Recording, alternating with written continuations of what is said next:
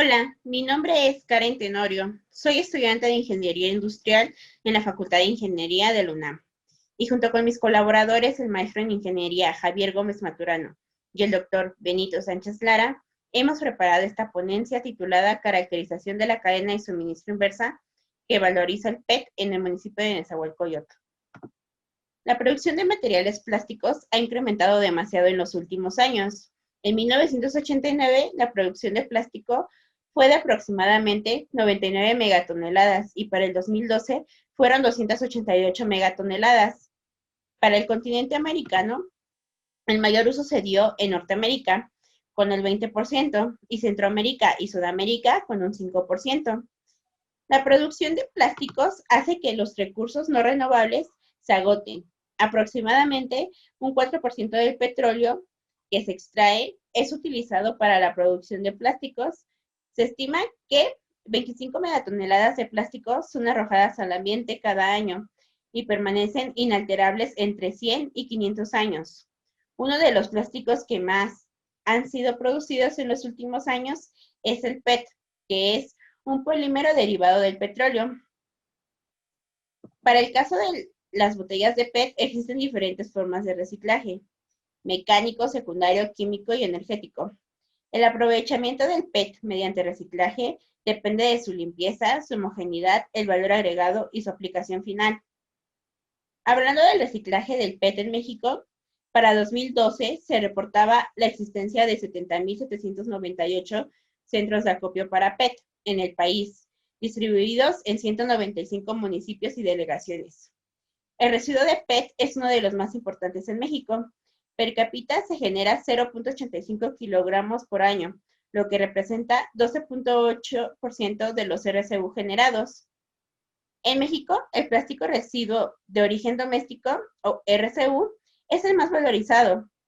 La Asociación Mexicana de Envase y Embalaje calculó que para 2009 los plásticos recuperados sustituyeron el 25% de la materia virgen de la fabricación del PET y 20% del polietileno.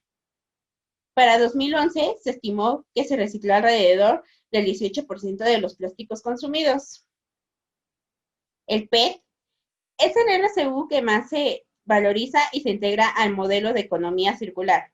Sin embargo, las cadenas inversas que intervienen para ello enfrentan situaciones como la percepción del bajo valor del PET, la dificultad en su acopio, la fluctuación de su precio y estímulos legales o fiscales en contra. También hay dificultades asociadas a su reciclaje. Por ejemplo, la separación que se haga de ellos y la poca diversidad de nuevos productos del PET. Hay que considerar además su bajo valor económico, su peso que aumenta el volumen. Las cadenas de suministro inversa realizan operaciones propias que se describen a continuación. Adquisición. Se enfoca en la colecta del RCU desde las fuentes de generación. La colecta depende de la infraestructura con la que se cuente. Valorización. Se enfoca en recuperar el valor económico y funcional de los RCU. Reintegración. Esta se da una vez que el RCU ha ganado valor.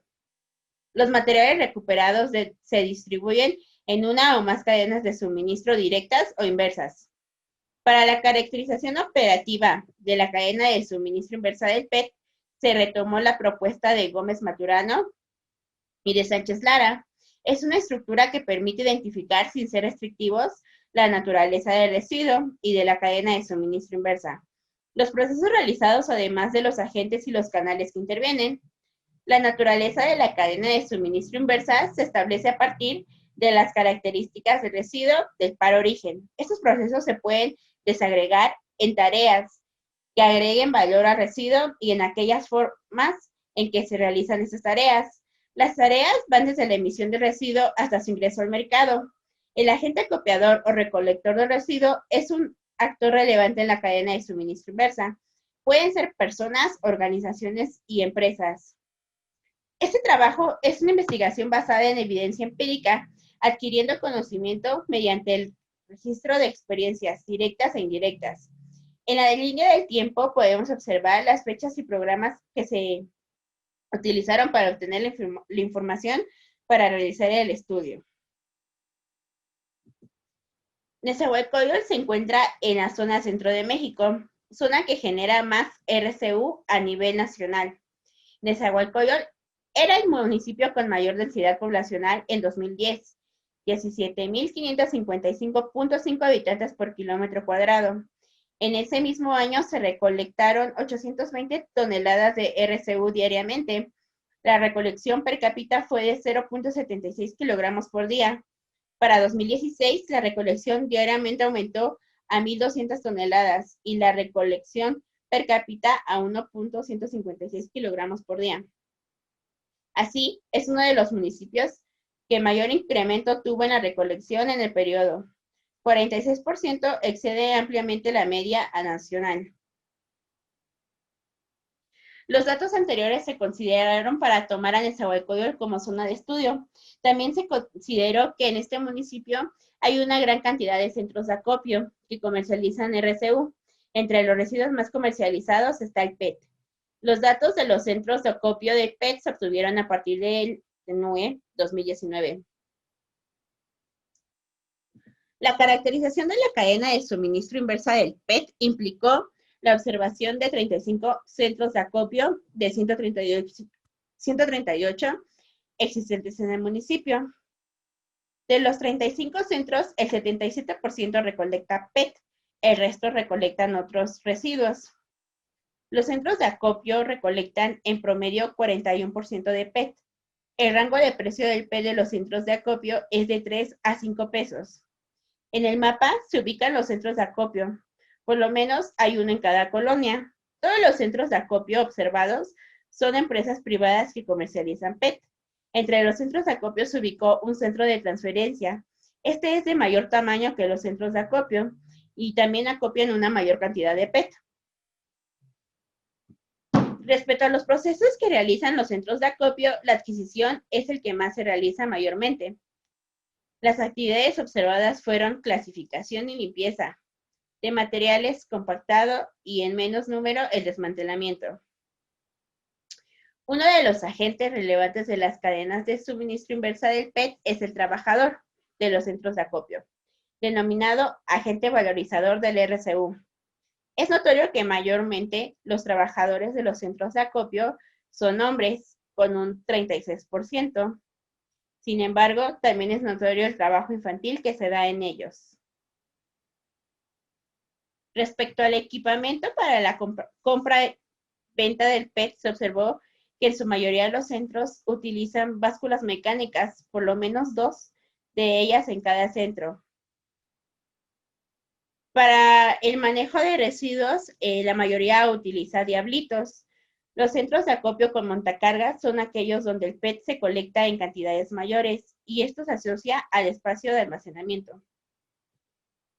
Los recipientes para la manipulación de residuos se encuentran mayormente en sacos industriales, con un 40%, teniendo como promedio cada centro de acopio 9 sacos industriales. De los centros de acopio observados, 44% son casas, habitación, que destinan el espacio para el PET, para el almacenamiento del PET. Por las dimensiones de las casas habitación, se estima que el espacio de almacenamiento es de 100 metros cuadrados. La mayoría de estas se realizan a granel. En los centros de acopio no es raro el almacenamiento en la vía pública. Es decir, la operación de estos centros implica la privatización del espacio público. Respecto a los transportistas, las condiciones de los vehículos en su mayoría no están en condiciones óptimas. Un tercio de los vehículos observados se consideran están en una condición mala. Estos vehículos también en su mayoría se utilizan para el transporte del PET, aunque no poseen permisos para ello. Nuevamente se estimó que un tercio de los que sí poseen permiso y por lo tanto están dentro de un plan de manejo de RCU. Los operadores de transportes en su mayoría son hombres con un rango de edad de 12 a 35 años y para la manipulación de los materiales utilizan mayormente bolsas de plástico. Recolectores. Con las fotografías consultadas no se lograron observar una gran cantidad de recolectores. Se observa que en mayor cantidad son hombres que recolectan con ayuda de triciclos con una capacidad de 120 kilogramos. Recapitulando sobre los resultados de la cadena de suministro inversa que valoriza el PET en la zona de estudio, tienen una estructura ramificada, cuyas ramas convergen en centros de acopio de barrio que acopian y almacenan temporalmente. Los nodos de la red de acopio más grandes están fuera de la zona de estudio. Los nodos ubicados en zona de estudio son pequeños y en general se trata de agentes que consolidan la carga de PET. El flujo de materiales que alimentan a las cadenas es exógeno, esto es, de fuera de la zona de estudio. El valor agregado a los materiales recuperados de los RCU a lo largo de las cadenas es casi siempre bajo, se limita al valor logístico o de suministro. Pocos eslabones agregan valor, incluyendo procesos industriales. En el mapa se muestra una red integrada por los centros de acopio caracterizados en este trabajo. Se identifican dos clústeres logísticos de PET, mostrando en una tonalidad morada con bordes rojos. Se identifican además 35 vialidades a través de las que fluyen los residuos al interior del municipio. 115 kilómetros de vialidades permiten conectar los nodos de esta red, que es solo una muestra menor al 25% de los municipios identificados en 2018. Los bordes anaranjados que rodean a los centros de acopio representan el área de influencia de cada centro de acopio y las zonas de recolección de PET que hacen los recolectores identificados. Crecientes mejoras de las tecnologías han logrado que realizar la caracterización se haya realizado de una manera más sencilla y más en el presente año, que ha sido imposible realizar visitas presenciales a los centros de acopio. Nezahualcóyotl cuenta con al menos 138 centros de acopio. Con los centros de acopio estudiados, podemos concluir que al menos el 77% reciclan PET. Son un modelo de negocio de gran alcance en el municipio. Particularmente, el PET es el RCU que más se recicla. Es difícil encontrar botellas de PET en la calle gracias al negocio que representa su recolección. El alcance que tienen los centros de acopio de PET está definido por sus condiciones de operación. Los resultados muestran las dificultades para su manejo, transporte y almacenamiento. La valorización industrial del PET no ocurre en los centros de acopio. El acopio del PET en el municipio implica un esquema sustentable con sus limitaciones. Genera recursos económicos y empleos. Se está lejos de un esquema de manejo sustentable del RCU y los impactos sociales y ambientales tendrán que observarse y cuantificarse. Los avances de la caracterización de la cadena de suministro inversa del PET hacen pensar en las necesidades operativas que será necesario cubrir para alcanzar esquemas de manejo denominadas sustentables. La generación de empleos en los centros de acopio son una parte interesante que se ha analizado, pues al menos cada centro de acopio genera 5 empleos en un conjunto de cada rama: acopiadores, transportistas, recolectores. Por el correcto desarrollo y administración de los mismos ayudará a un crecimiento económico del municipio. Por último, el reciclaje es una acción muy importante que como sociedad debemos estar dispuestos a realizar para así contribuir a tener un medio ambiente más limpio. También la rápida industrialización hace que cada vez sea más necesario contar con centros de acopio donde se pueda reciclar papel, cartón, PET, chatarras y metales, y que ciertas industrias o personas le den una segunda oportunidad y así ayudar al medio ambiente. A continuación, presento las referencias.